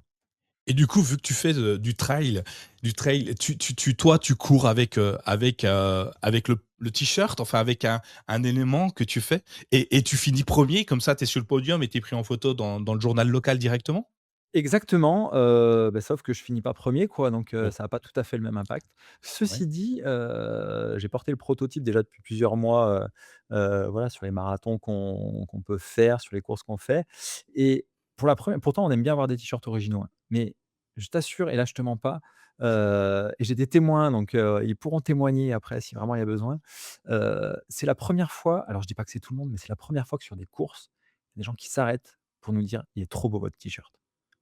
C'est c'est la première fois que ça nous arrive et pour l'instant, sur chaque course que j'ai faite, il y a toujours au moins une personne qui s'est vraiment arrêtée pour nous dire: «Il est trop beau votre t-shirt» et ça, rien que ça, je vais dire, c'est une petite victoire et même si on s'arrêtait là, déjà, je me dis: «Bah, voilà, on a fait plaisir à 4 personnes déjà, plus Ouais, nous». plus où, ouais. Bah, écoute, il faut qu'il soit encore plus beau pour que plus de personnes s'arrêtent, comme ça tu finis premier. Exactement. Il faut qu'il soit plus beau derrière que devant, tu vois? Je Ouais, te donne c'est l'indice. ça, mais on soigne les 2 côtés, on soigne les 2 côtés. C'est bien, c'est top. Cool. Non, mais je trouve l'idée de lancer, pour une enfin, l'idée d'ailleurs, je trouve l'idée géniale de lancer un process autour, enfin, de lancer une entreprise autour d'une simple idée toute bête. En vrai, elle est pas révolutionnaire, je suis désolé, hein, si elle est pas révolutionnaire, mais elle est juste géniale. Je sais, je suis désolé. J'ai choisi mes mots, tu as vu, j'ai mis un temps d'attente avant de le dire en plus.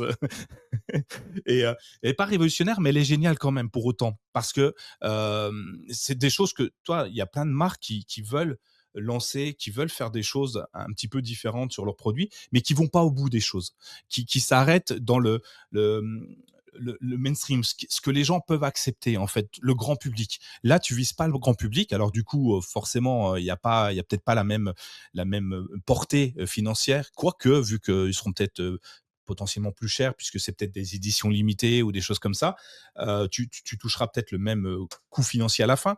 Mais je trouve ça assez intéressant, très intéressant, de prendre le problème de la mode différemment et de l'apporter. Et ça veut dire qu'en fait, si tu as une idée, toi, moi, n'importe qui, ceux qui nous écoutent, si vous avez une idée, parlez-en à une autre personne qui potentiellement est dans le même délire que vous et vous lancez une structure et finalement, il faut un peu d'argent, mais on peut le trouver 5 10 000 € en France, en fonction de son âge, en fonction de ton parcours de vie, des banques, l'État, enfin n'importe qui peut peut-être apporter cette somme-là, même si vous l'avez pas en fonds propres au départ et tu pas à l'abri de devenir un champion du maillot, voilà quoi, je trouve ça hyper intéressant.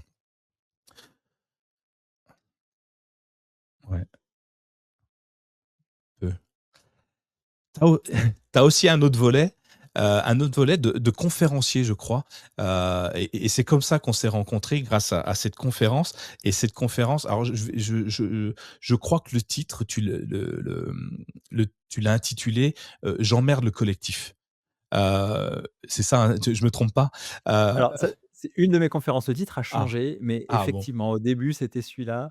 Heu, ouais, alors juste pour revenir, pourquoi la conférence? Et après on reviendra sur la conférence en elle-même.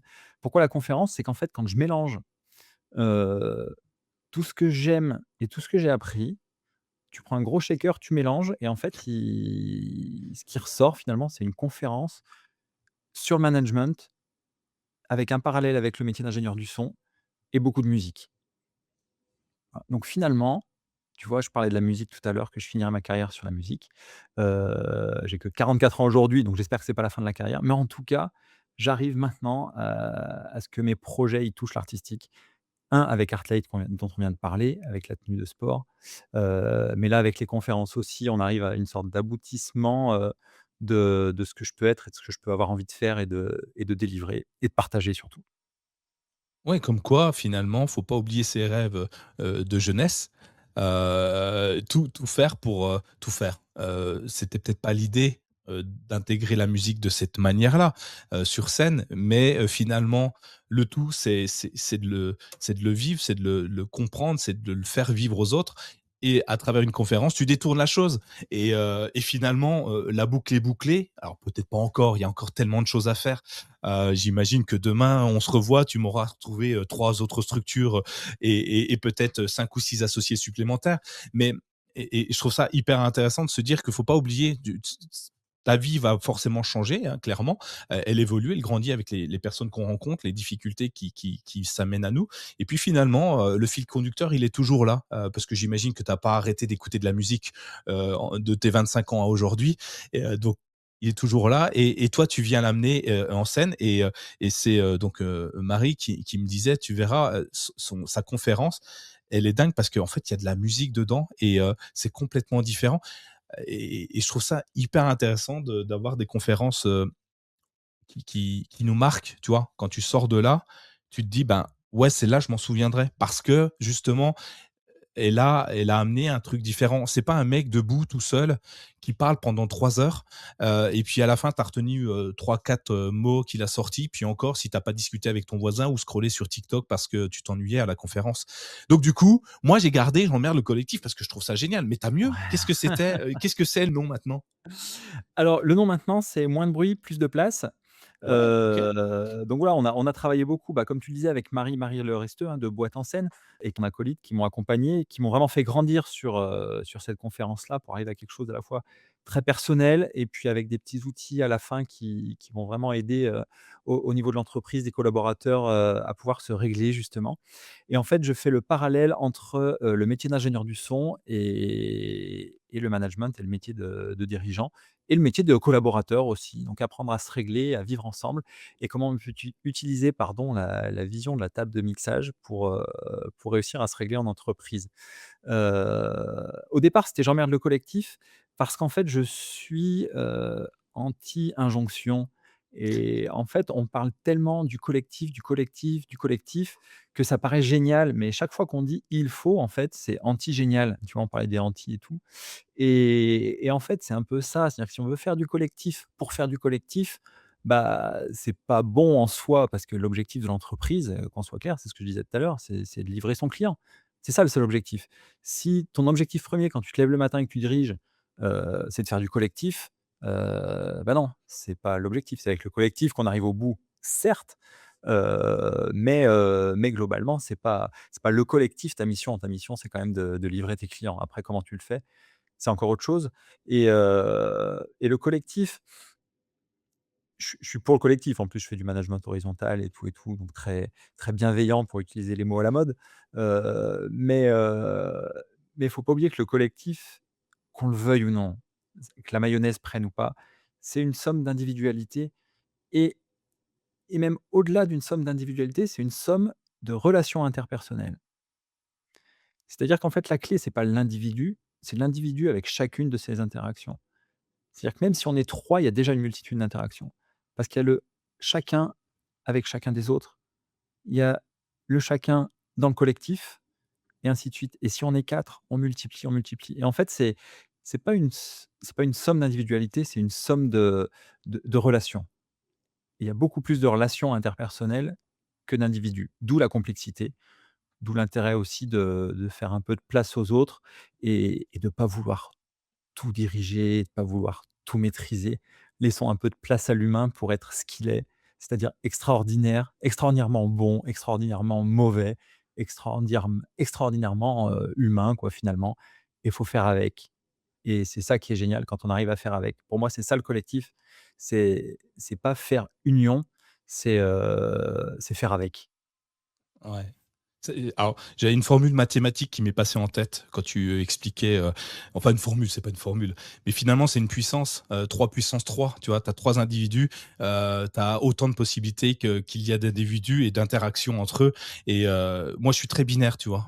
J'aime bien les trucs, donc et j'imagine là d'un seul coup que tous ces individus, les uns à côté des autres, s'ils sont tout seuls, ils avancent pas, mais s'ils sont trop, ensemble, en masse, bah, ils perdent leur individualité et si on les dirige trop, bah, en fait, oui, ils vont dans le même sens, mais finalement, on embauche des gens, tu vois? Quand tu fais un recrutement, tu embauches une personne, tu embauches une singularité et tu viens la mouler dans un moule de de de de, de troupeau, tu vois? On met tout le monde au même endroit, alors que cette personne, elle est sortie du lot parce qu'elle était différente des autres, parce qu'elle était singulière. Et moi, j'aime bien ne pas lisser ces personnes-là.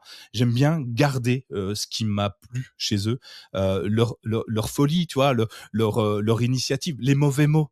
Certains mauvais mots sont très bien placés des fois, ils sont très intéressants. Leur expertise, on parlait encore une fois ce matin, j'ai beaucoup parlé ce matin. On parlait de CV qui n'était pas forcément adapté à l'activité du jour, enfin, où que la personne voulait postuler. Et ce que je disais, je lui fais, ben, c'est pas son CV le problème, c'est de la façon dont elle amène son CV, parce que son CV, il est parfait quand tu regardes bien, sauf qu'il faut savoir l'amener. Et l'individuel, en fait, il a essayé de mouler son truc dans le groupe. Et finalement, on voit plus qui il est. Et moi, je trouve ça intéressant. Je sais pas si c'est ce que toi je m'égare peut-être d'ailleurs, hein, mais je sais pas si c'est la même idée. Je sais pas si c'est cette idée-là, mais moi j'aime pas l'instinct de troupeau. J'aime pas. On avance tous ensemble. Moi j'aime bien être un peu chacun de son côté et de temps en temps on mutualise nos forces pour être encore plus fort. Ouais, c'est ça, c'est-à-dire qu'il faut suivre un peu aussi son instinct humain. Souvent on dit, alors je dis pas que j'aime pas cette phrase, mais heu, «Tout seul on va plus vite, ensemble on va plus loin». Mais c'est faux. Des fois ensemble on va plus vite et des fois tout seul on va plus loin. Et et voilà. Et en fait c'est arrêter de prendre des règles de collectif, des règles de management, des règles de ci, de ça. Soyons, alors encore une fois, c'est un peu bateau ce que je vais dire, mais si on le fait vraiment avec lucidité, c'est bon. C'est soyons authentiques et en fait, il faut pas se forcer, faut exister. Et pour faire le parallèle avec la musique, par exemple, comme je vais faire, dans ma conférence, mais tu peux pas demander à un violoniste, d'aller taper sur des cymbales ou de faire de la grosse caisse parce que c'est pas son métier, c'est pas ses vibrations. Et tu vas pas mettre les 2 instruments au même niveau, mais tu vas utiliser le violoniste, pour son expressivité et la basse pour mettre la rythmique. Donc chacun avec ses sensibilités et la musique est belle quand elle est un peu fausse. Effectivement. C'est un sujet qui est presque en ce moment beaucoup mis sur la table. Je vais faire un parallèle avec l'intelligence artificielle. Dans la musique, Suno, par exemple, que tu as forcément entendu, parler, où, on est en train de normaliser, un style musical et du coup, beaucoup me disent: «Ah oui, mais l'IA va tuer mon métier. Moi, je suis graphiste, moi, je suis machin, je suis photographe, je suis» et ça tue mon métier. Et je lui dis: «Si ça tue ton métier, c'est qu'à un moment donné, tu n'étais pas assez singulier parce que ça veut dire que tu as, tu fais quelque chose qu'une machine est capable de faire. Donc ta sensibilité, une machine, elle est pas capable de le faire. Ta sensibilité, elle sait pas, elle est pas humaine. Donc déjà, c'est mort pour elle. Elle a déjà perdu, en fait et c'est ce qui f tes mauvaises notes, l'IA va pas les faire, elle fera que des bonnes notes. D'ailleurs, c'est ce qu'on voit dans les textes sur LinkedIn, sur, tu vois, ceux qui font que de l'IA, les textes, ils sont aux petits oignons et ceux qui en font pas, bah oui, il y a des fautes de frappe. Oui, le mot n'est pas bien choisi, je suis désolé, j'ai dit, oui, des fois, il est pas bien choisi. L'IA va mieux le choisir que nous. Mais parfois, ce mot que toi, tu entends d'une certaine manière, moi, je vais l'avoir, j'ai un autre point de vue sur le même mot. Pourtant, c'est la même définition à la base. Mais je l'amène dans un contexte différent et on peut le réfléchir, on peut le discuter. Et j'aime beaucoup le fait de dire que la musique, elle est belle quand il y a des fausses notes, mais c'est vrai pour à peu près tout, en fait. Mais ouais, ouais, c'est clair et puis il faut pas oublier que ce soit dans le domaine scientifique, dans le domaine de l'entreprise, dans tous les domaines, il y a combien d'inventions qui sont nées de petites erreurs? Ouais, Et si on n'a ça, plus ces erreurs-là, si on n'a que de l'IA, on va plus rien inventer, en fait. ouais. C'est la mort de la créativité, finalement. C'est, allez, je donne un petit truc, un truc, j'ai re-regardé un film qui s'appelle Idiocratie, qui est pourri, hein, enfin, il est pourri, il est pas pourri, ouais, c'est pas un chef-d'œuvre du cinéma, si tu veux. Par contre, réfléchissez-le, regardez-le si vous m'écoutez là. Je sais pas si tu l'as vu ou si tu l'as ah mais c'est pas un chef-d'œuvre, hein, attention, hein, on est dans du film, télé, c'est bien, hein, faut pas aller le voir au cinéma, quoi. Mais réfléchissez-le pas avec les images que vous voyez, mais avec le fond qui est apporté. L'idée, c'est, bah, en fait, on devient de plus en plus idiot, de génération en génération et au bout d'un certain nombre de générations, on devient très, très idiot à tel point que on a décidé d'arroser ces cultures avec attends, je vais pas citer, avec une boisson, du soda, merci. Avec du soda, parce qu'en fait, nous, on boit du soda, donc c'est bon. Ouais, c'est sucré, tout ça. Donc les plantes, elles vont pousser. Donc tu vois à tel point on est devenu idiot. Et il y a un mec qui a été mis en hibernation pendant des dizaines d'années, qui n'était pas quelqu'un de très intelligent, de centaines d'années. Et puis il sort d'hibernation, puis là il arrive, il se dit mais qu'est-ce qu'ils font? Pourquoi ils font pousser des plantes avec du soda? C'est de l'eau, les gars. Sauf qu'en fait, ils sont tellement habitués à ça qu'ils ne sortent plus de ça. Et donc, en fait, on a lissé, on a nivelé le niveau par le bas et allez le regarder. Moi, oui, il est nul. Oui, je suis d'accord avec vous. Oui, les acteurs sont pas toujours très très bons, mais derrière ça, il y a une idée latente qui est hyper intéressante. Et puis ça rejoint des études qui se fait aujourd'hui et qui sont un peu catastrophiques, qui nous disent que grâce aux réseaux sociaux, la nouvelle génération, celle qui vient d'arriver là sur le marché, a perdu 3 points de QI par rapport à la génération d'avant, ce qui n'était jamais arrivé auparavant. Donc ça m'a amusé ce parallèle. Arrêtez TikTok. Euh, C'est ça. Non et puis même globalement toutes les injonctions qu'on peut avoir, hein, que ce soit dans les ouais, entreprises ou autres, heu, toutes les injonctions et tout ce qui fait qu'on va être pareil que son voisin, ça lisse tout ça et ça on perd un peu d'authenticité et c'est vraiment dommage. effectivement. Mmh. Julien, on arrive progressivement à la fin de ton épisode. Oui, je sais, tu m'as donné 4 heures, mais je vais quand même te libérer avant pour aller prendre C'est pour vrai. pour faire un week-end. Hem, qu'est-ce que, si, il y a des cadres supérieurs qui nous écoutent aujourd'hui et qui se sentent coincés, dans une sémantique un peu creuse ou, un entrepreneur qui est épuisé par ses équipes, par ses équipes, quelle est la toute première micro-action courageuse qu'il doit poser demain matin, à ton avis? Alors déjà, un de se rendre compte que, la position de cadre, de manager, c'est la position une des positions les plus compliquées. Donc juste se dire: «Ouais, c'est normal, ça fait partie du truc». Heu et à partir de là, c'est, bah, tout simplement, est-ce que je me respecte? Est-ce que je m'écoute? Et est-ce que je respecte les autres et est-ce que je les écoute?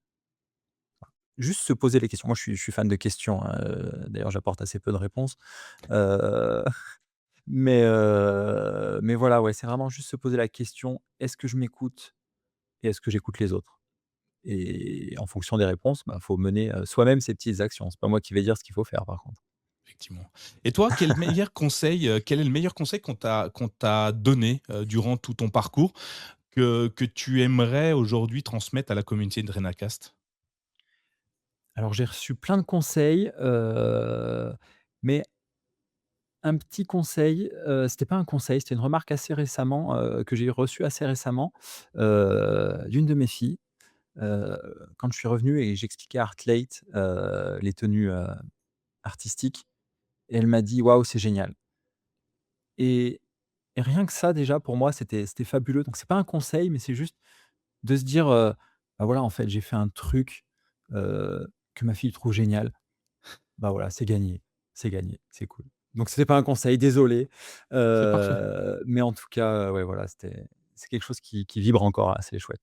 C'est très, très chouette. Alors c'est pas un conseil, mais savoir écouter les retours, peu importe d'où ils viennent, parce que ta fille est peut-être pas entrepreneuse, elle est peut-être même pas, sportive et j'imagine que si tu Si l'es, elle est sportive, ouais, ouais, très j'imagine sportive. je l'ai, mais tu vois, on peut imaginer, enfin, les il faut savoir prendre les fleurs quand elles nous arrivent et peu importe qui nous le donne et Ouais, on donne tellement d'importance, quand on nous dit du mal, on en fait des montagnes, et quand on nous dit du bien, on l'écoute pas, quoi. ouais, Donc il faut être capable d'écouter les 2 parce que les 2 sont réels. Enfin, réels, je sais pas si c'est justifié tout le temps, mais en tout cas les 2 existent. On a forcément des penchants mauvais, des penchants bons, mais soyons capables de capitaliser les compliments, quoi. ouais, ouais, on Ah a ouais, tendance à les mettre de côté et puis à s et ouais. à rester en boucle sur: «Ah ouais, mais il m'a dit qu'il était pas beau». C'est Voilà. ça, et puis pas de fausse modestie. Si on prend un compliment, c'est peut-être qu'il est vrai, quoi, donc pourquoi pas? Acceptons-le, quoi. Effectivement. Allez, accepter les compliments. On va le Mais prendre comme ouais, ça. Tiens, ouais, ouais. c'est bien, je le prends. Allez, je demande à tous mes invités, et je sais pas si je te l'avais mis dans les notes de l'émission, mais je demande à tous mes invités si, ils ont un livre de chevet, un livre qu'ils aiment, dans lequel ils aiment se plonger, dans certains cas, dans des difficultés ou pour se remonter le moral ou simplement parce que le bouquin, il est juste génial et puis ils le kiffent parce que l'auteur ou le personnage central est juste impressionnant. Est-ce que toi, Julien, tu en as un que tu pourrais, passer à la communauté en disant, en nous disant pourquoi d'ailleurs? Ouais, ouais. Alors, en fait, j'en ai 2. J'ai triché un petit peu, parce que tu m'avais prévenu, mais j'en ai 2. C'est La Symphonie des sabliers par Arnaud Gobet.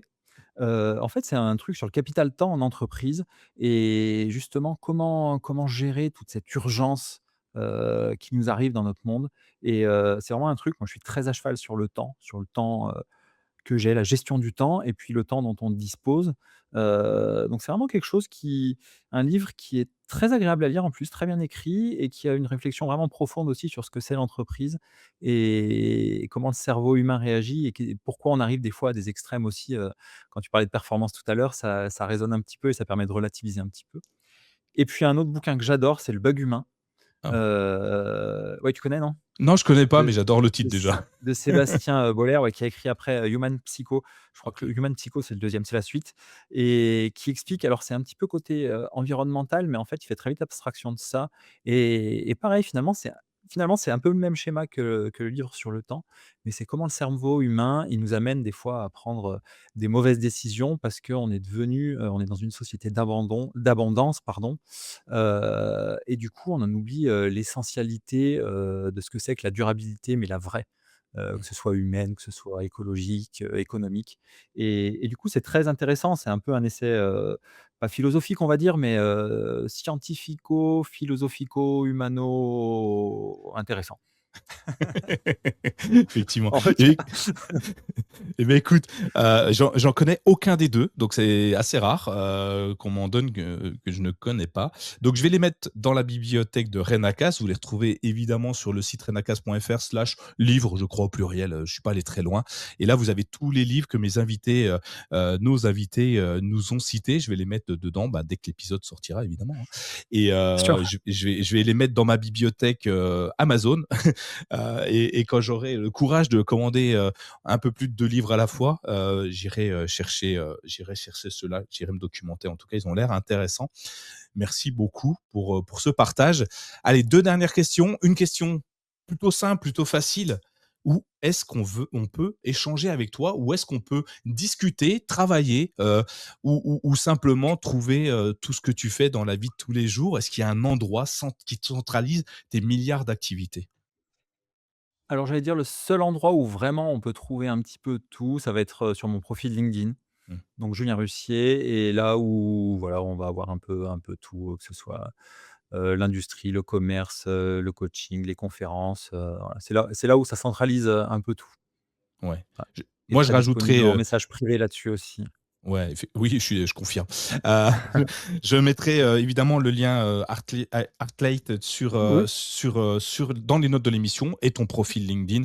Comme ça, si on a envie d'échanger avec toi, te devenir ton prochain, co-investisseur, quelque Victime, chose, ma pourquoi prochaine pas victime. avec chaîne victime, voilà, pourquoi pas, et être accompagné pendant quelques mois, quelques années avec toi, ça peut être hyper intéressant, Merci. de lancer des projets, en tout cas autour de tout ça et pourquoi pas de la musique, tu fais Bah, ouais. quoi? Que de la platine ou tu as de l'instrument? Non, non, alors la platine, c'est pas DJ, hein, c'est vraiment, ingénieur du son, hein, donc c'est celui Ah, qui règle, ingénieur du son, ah voilà, c'est OK. ouais, c'est ça et non, non, je fais guitare, piano et je chante aussi un petit peu, ouais. Et ben voilà, si vous avez besoin d'un guitariste, d'un piano et d'un chanteur, bah, en fait, un homme orchestre à lui tout seul, donc n'hésitez pas. C'est ça. On sait jamais.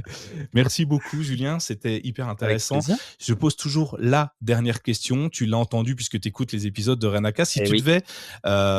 Si tu avais la capacité de revenir dans le passé, et tomber nez à nez avec le Julien d'il y a 10 ans Mmh.